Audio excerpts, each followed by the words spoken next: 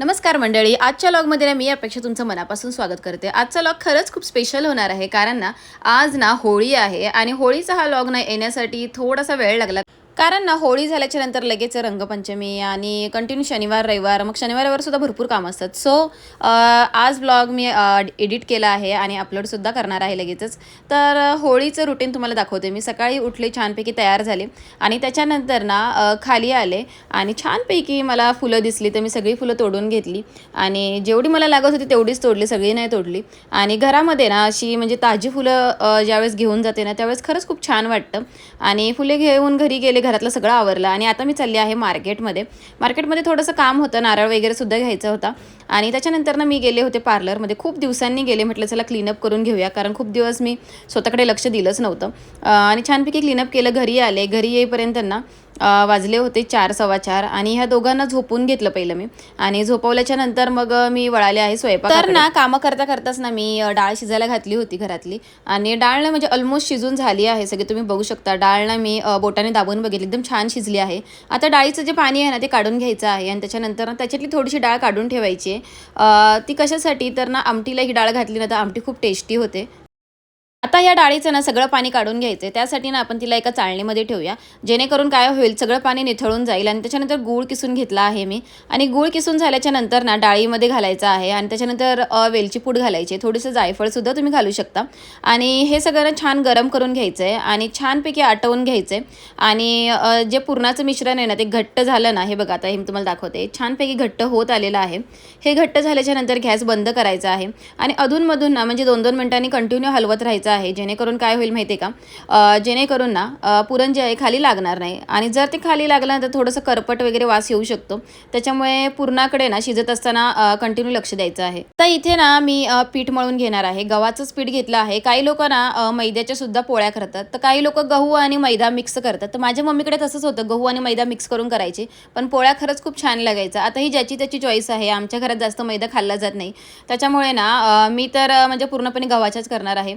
आता इथे बघू शकता तुम्ही पुरण किती छान झालं आहे। आता हे मी छान पुरणाच्याच चाळणीवर तांब्याच्या साह्याने वाटून घेतलं आहे आणि आता पसारा बघा किती पडला आहे ऑलरेडी आणि खूप सारा पसारा झाला होता, भांडी निघाली होती। सो ठीक आहे, मी भांडी नंतर सगळी घासणार आहे एकदम।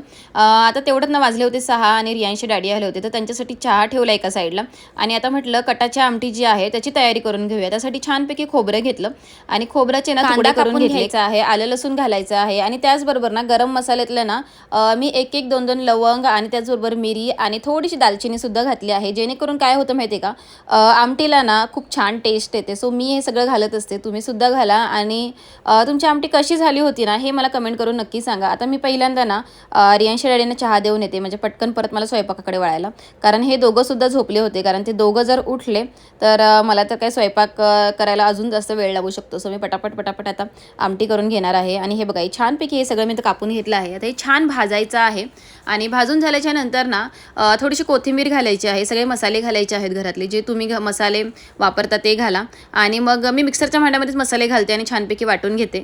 आता काही जणांना पुरणपोळीच्या स्वयंपाकाची सवय असते, म्हणजे कोणता सण आला नाही की ते लोक नुसतं पुरणपोळ्याच करत असतात। तर आमच्याकडे असं नाही आहे, आम्ही म्हणजे कधीतरीच करत असतो पुरणपोळ्या, कारण जास्त कोणाला आवडत नसल्यामुळे होळीच्या दिवशी किंवा अजून एखाद्या सणाला वगैरे करत असतो, पण कंटिन्यू आमच्या घरात होत नसतात।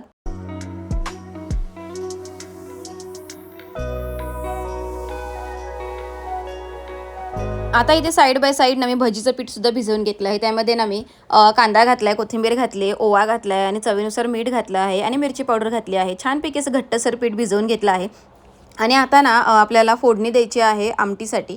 तर आमटीला ना फोडणी देण्यासाठी मी ना इथे तेजपत्ता वापरते, कढीपत्ता नाही वापरत.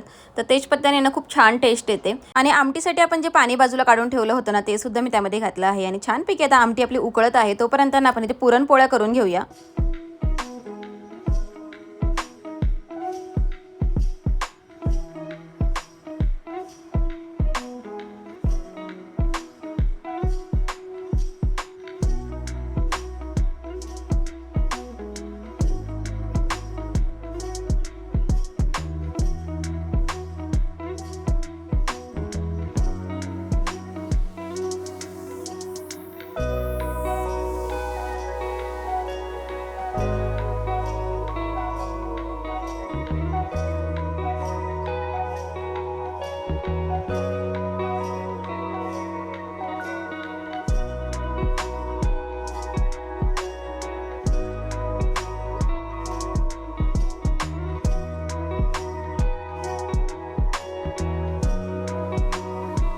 आता इथे ना मी एकच पुरणपोळी केली आहे, कारण ना म्हटलं नैवेद्यापुरतंच करावं आता. आणि वरती आल्याच्या नंतर म्हणजे ना होलिका पूजन झाल्याच्या नंतर वर येऊन पुन्हा गरम गरम कराव्यात. त्यामुळे ना फक्त होलिका दहनासाठीच ना मी एक पुरणपोळी केली होती आणि 4-5 छोटे छोटे नैवेद्य केले होते घरात दाखवण्यासाठी.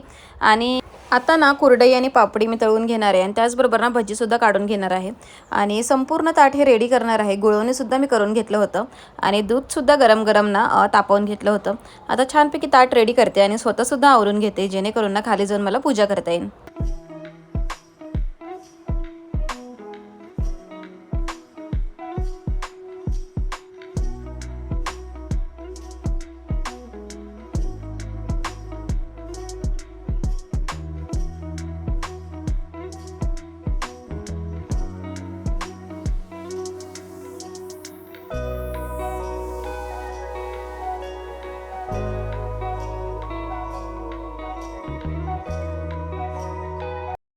आता इथे ना संपूर्ण स्वयंपाक तयार झाला होता आणि आता म्हटलं चला ताट पण तयार करून घेऊया.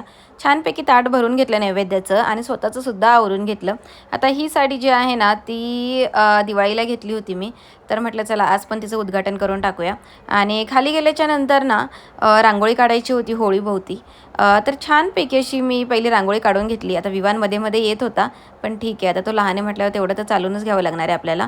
आणि त्याच्यानंतर ना सर्व महिलांनी मिळून आहे ना छानपैकी होळीची पूजा करून पाणी अर्पण केले आणि त्यानंतर नारळसुद्धा अर्पण केला. तर नारळ हे जे फळ आहे ना ते शुद्ध आणि पवित्र मानले जाते. तर ज्यावेळेस आपण ते देवाला अर्पण करतो ना त्यावेळेस तुम्हाला फलश्रुतीसुद्धा खूप चांगली मिळते असे मानले जाते. सो आपल्या पूर्वजांपासूनच ना ही प्रथा आहे की ज्यावेळेस होळी असेल ना त्यावेळेस ना होलिका देवीला ना नारळ अर्पण करायचा असतो. आता इथे ना होलिका दहनाचा जो मान आहे ना तो रियांश डॅडींना मिळाला होता.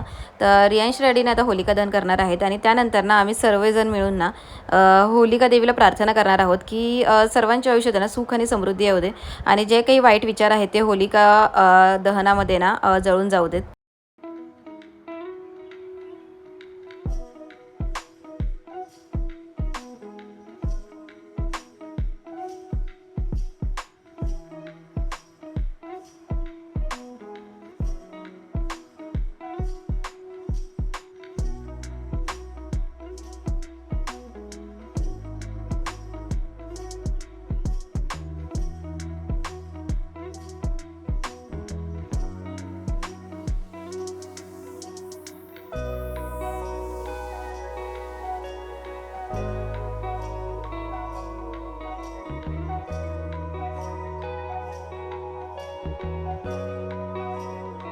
होलिका दहन झाल्याच्या नंतर ना घरी आले आणि आता ना होळीचा मला जो स्वयंपाक राहिलेला होता ना तो पूर्ण करायचा होता.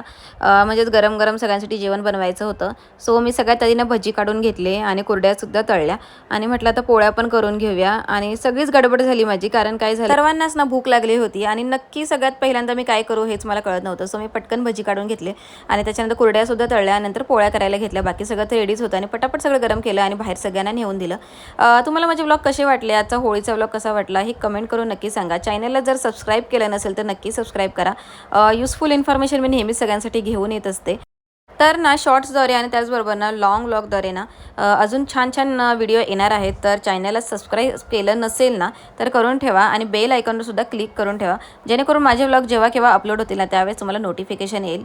चला आता सर्वांना ना जेवायला वाढते छानपैकी आणि त्याच्यानंतर मी सुद्धा जेवायला बसते, कारण मला सुद्धा खूप भूक लागली होती. कारण नैवेद्य वगैरे दाखवल्याशिवाय आपण सुद्धा जेवण करत नाही.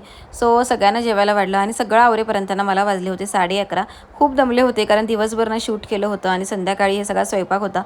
होळीच्या आणि धुलिवंदनच्या ना तुम्हाला सुद्धा खूप खूप शुभेच्छा आणि नेक्स्ट व्लॉग लवकरच अपलोड होईल. तोपर्यंत सर्वांना बाय बाय.